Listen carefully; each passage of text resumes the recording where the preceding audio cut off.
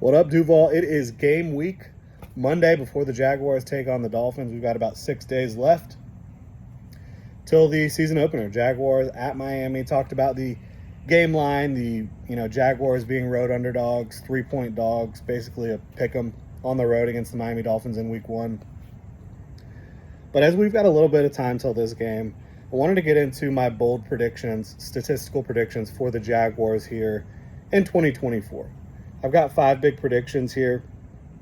4 of them are more individual statistics, and then we've got a team one as well, talking about wins and where I see this season going for the Jaguars, which we did already talk about a little bit with the record prediction last week. But wanted to get into these, share my thoughts, and these are bold predictions, so it's not likely that all of them will happen, but each one I do think has a good chance of hitting. I really do. Really appreciate y'all tuning in here to Duval Daily. I'm your host, Jordan DeLugo. Obviously not at the usual studio, home studio, out here house sitting for the in-laws for one more day. Having a good time out here, enjoying the weather, enjoying the pool. Travis Etienne, 1,600 total yards. Only one running back did this last year, Christian McCaffrey, who broke 2,000. Breece Hall was close. Travis Etienne had like 1,484, I believe. I do think that Etienne's usage will go down slightly, with Tank Bigsby probably taking on a little bit more of a workload. But overall, I think the Jaguars are smart. I think that they realize, and when I say the Jaguars, I mean the coaching staff offensively, Doug Peterson, Press Taylor.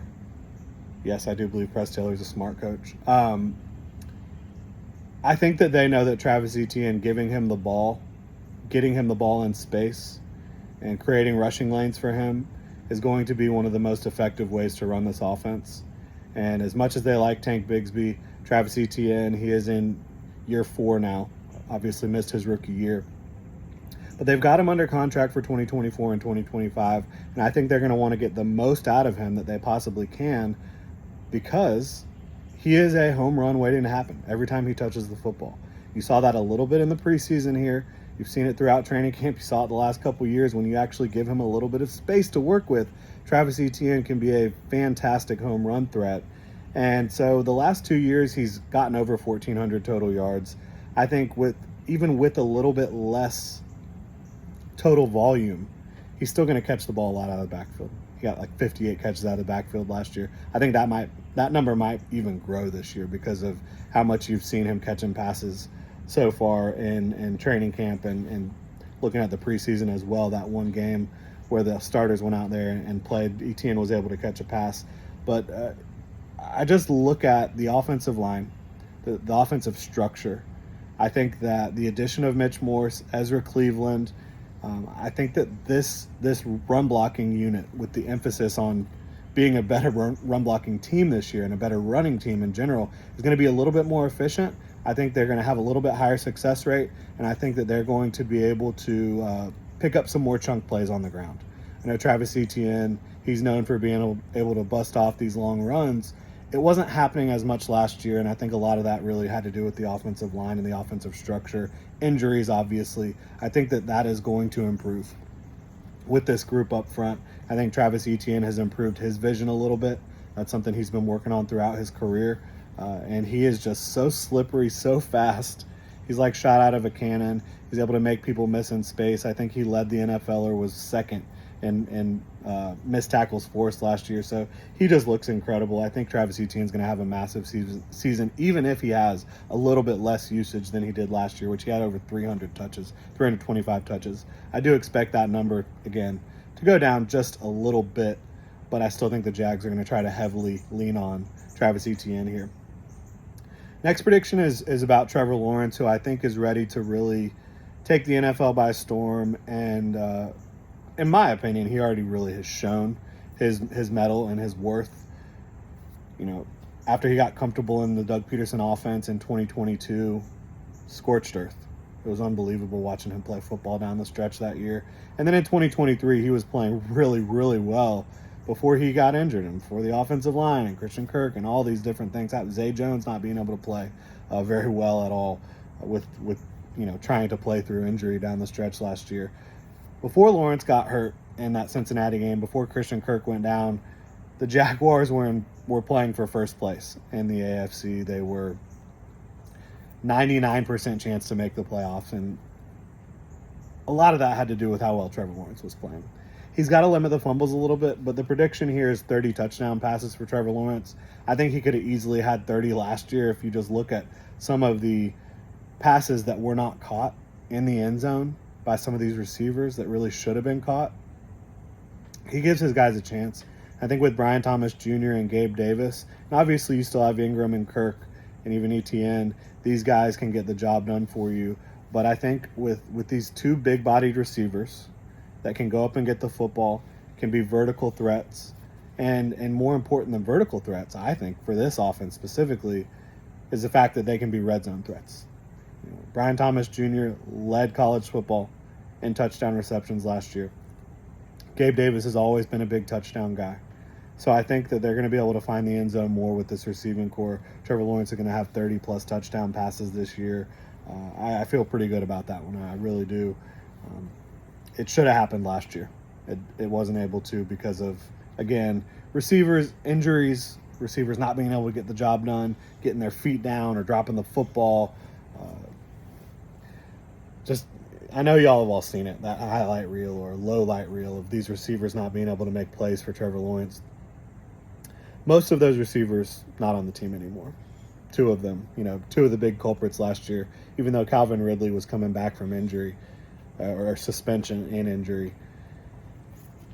It was inconsistent at best. And then, of course, Zay Jones, when he got back from his injury and was trying to play through it, he was not able to play 100%, not close to it. So I think you've got much better options here in Gabe Davis and Brian Thomas Jr. to go along with Christian Kirk and Evan Ingram and Travis Etienne. And don't forget Devin Duvernay. I think he'll probably find the end zone a couple times for Trevor Lawrence as well.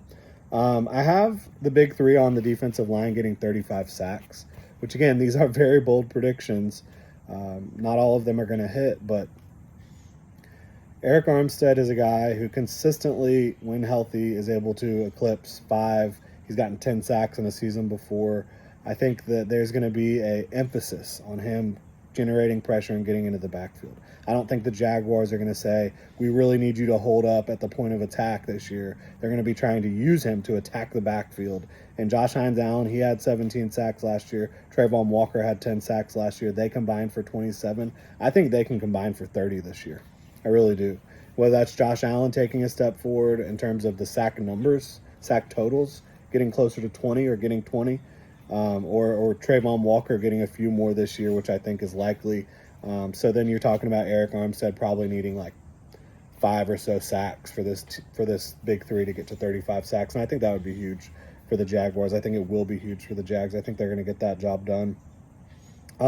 My final kind of individual one, and I know the big three is not individual, but predicting them to get 35 sacks is also saying I think each one of those guys is going to have impressive individual seasons for the Jaguars. Andre Sisco, I've got 6 interceptions. 2022, which was essentially his rookie year because Urban Meyer didn't even know who he was, basically, and didn't want to put him in the starting lineup during his rookie season, despite the team going nowhere. Like, why are we not getting this talented rookie safety in the game? I digress. 2022, 3 interceptions in his first year as a starter. 2023, 4 interceptions. And he played through some injury last year. So I've got him getting 6 interceptions this year in Ryan Nielsen's defense. I think Ryan Nielsen has shown that he knows how to use the ball hawking safety. Just look at what Jesse Bates did for the Falcons last year.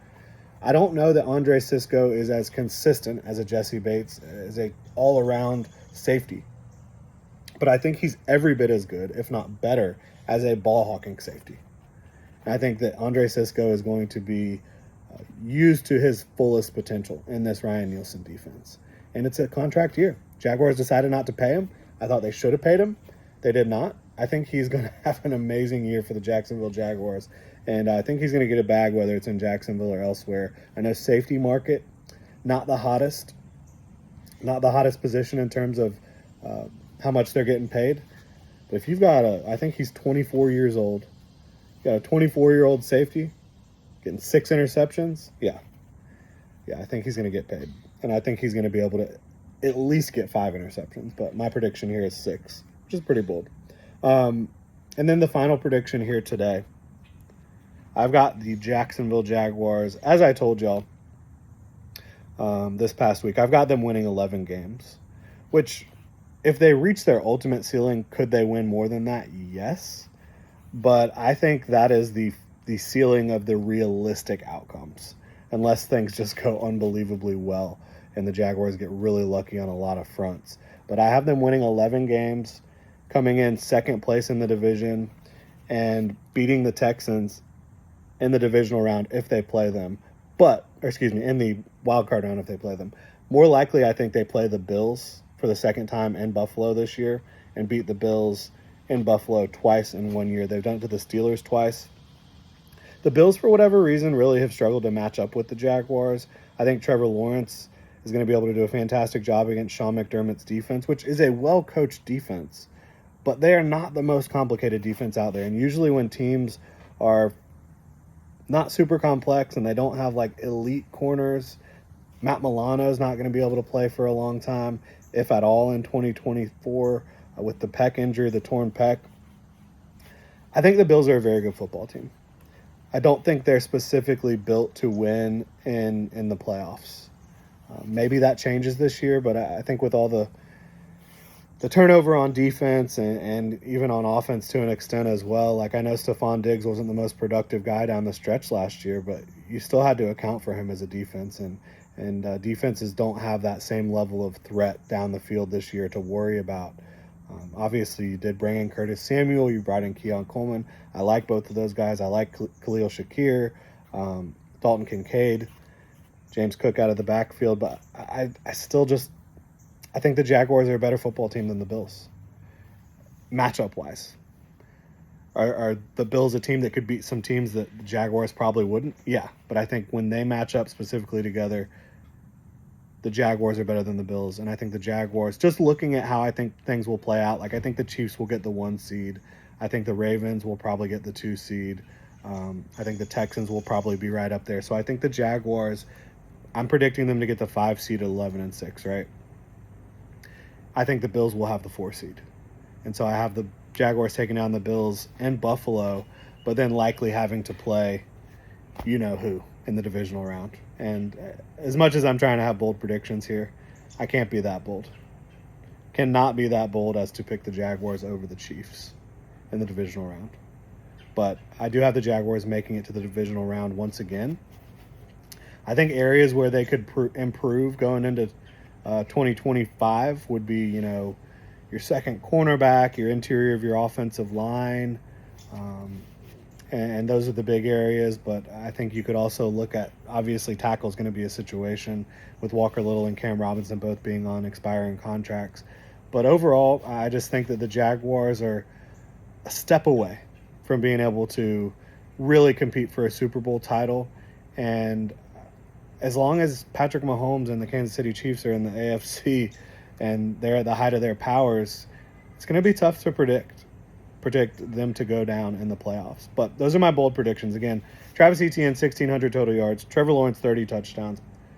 Big 3 on defensive line. Eric Armstead, Trayvon Walker, Josh Hines-Allen, 35 sacks combined. Andre Cisco, 6 interceptions. And your Jacksonville Jaguars winning 11 games, beating the Buffalo Bills in the wild card round, falling to the Kansas City Chiefs in the divisional round. Let me know what you think about these bold predictions. Drop your bold predictions in the comment section below. If you enjoy the content here, please like, subscribe, hit that notification bell. Y'all have a good one.